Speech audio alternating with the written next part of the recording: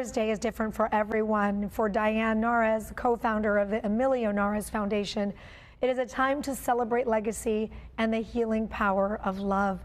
Good morning and welcome back. It's always good to see you here. For those who may not be familiar, you lost your son Emilio to cancer when he was just 3 years old. We've heard the story here.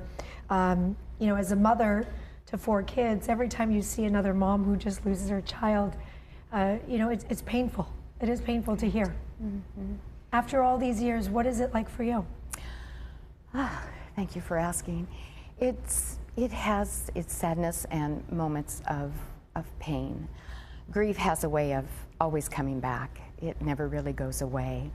But there's so much healing that has taken place through a variety of ways. So one day at a time, and actually service to others was the ultimate healing tool for us with the Emilio Nares Foundation.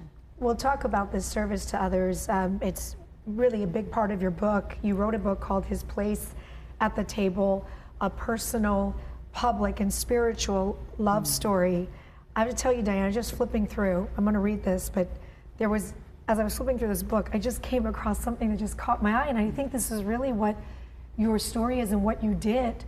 You said during this time I came across a quote from award-winning journalist and news anchor Diane Sawyer.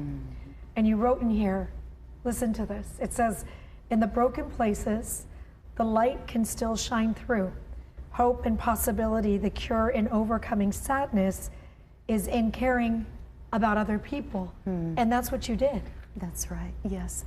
Yes, my husband Richard and I, we started the Emilio Nares Foundation back in 2003. And Emilio passed away in 2000. So for those first 3 years, you know, we were just trying to navigate our way through.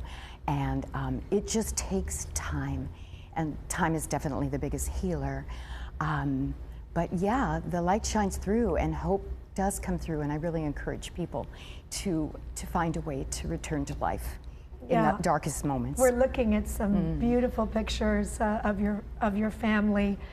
During pain, Diane, I think some could be watching right now who don't know how to do that because it's so painful. The pain is so powerful.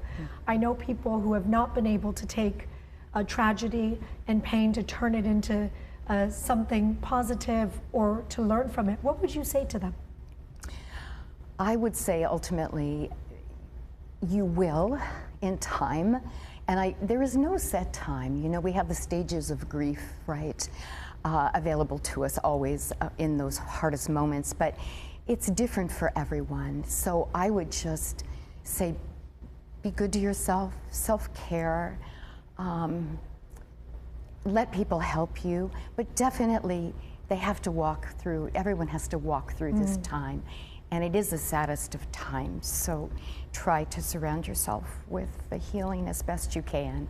Was writing this book part of your healing? Incredibly, it was incredibly cathartic for me. I started writing my book 5 years ago.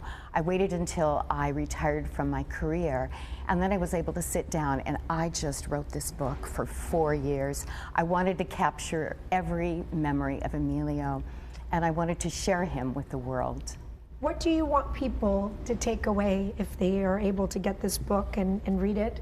When they take this last page and they close the book, what do you want them to know?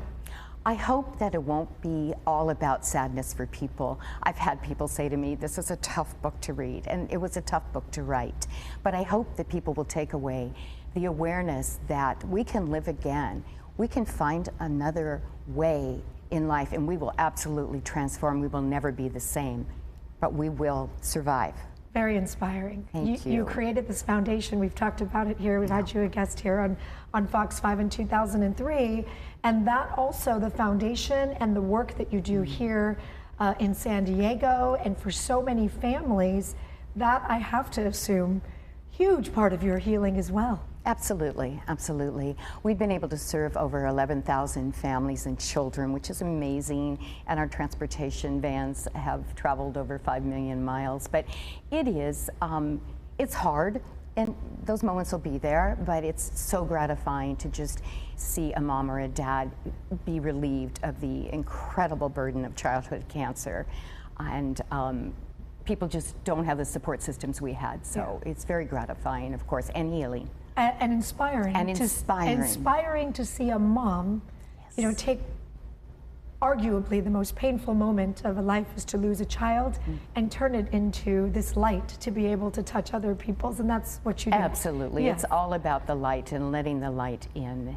I love And that. learning how to deal with I it all. love that. Where can people get your book if they want to read it? Fantastic. Well, I'll be at Warwick's in La Jolla doing a reading and a signing on June 16th, which happens to be Father's Day, but also on Amazon.com, Barnes & Noble, and bookshop.org to support independent bookstores. Perfect. So lovely to see you. Thank again. you so much, for Shelley, coming for the by. opportunity. Thank you.